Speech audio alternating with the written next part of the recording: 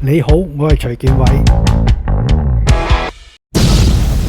今日去呢間新開食煲仔飯嘅餐廳，喺王子街夾37 Avenue 嘅，叫煲仔王啊。喺北京起家，而家開到嚟美國啦。間嘢唔係好大嘅啫，等位都要企喺門口嘅。呢度一入去呢，就唔係坐低先叫餸嘅，一入去個櫃面呢，就叫嘢噶啦。主打都係煲仔飯啦，梗係。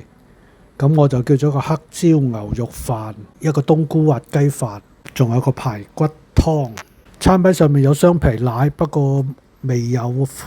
俾錢呢就可以收 cash 或者收信用卡，不過信用卡就收多3%。呢度唔使俾 tips 嘅，俾完錢之後呢，就俾個牌你啦，咁啊有伙計帶你去坐低，要同人搭台㗎，呢度好逼嘅。呢度有水自己斟嘅，另外有啲酸蘿蔔又可以自己攞嘅。呢個黑椒牛肉煲仔飯幾好味啊！呢個啲牛肉都好腍啊。呢個就冬菇滑雞飯，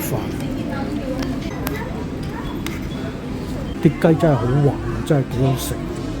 第一啖就已經可以起到啲飯焦嚟食㗎啦。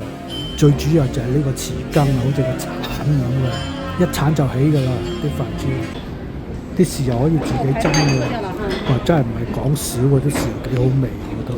呢個排骨湯有幾粒排骨，都幾好味嘅，不過就味精湯嚟嘅啫。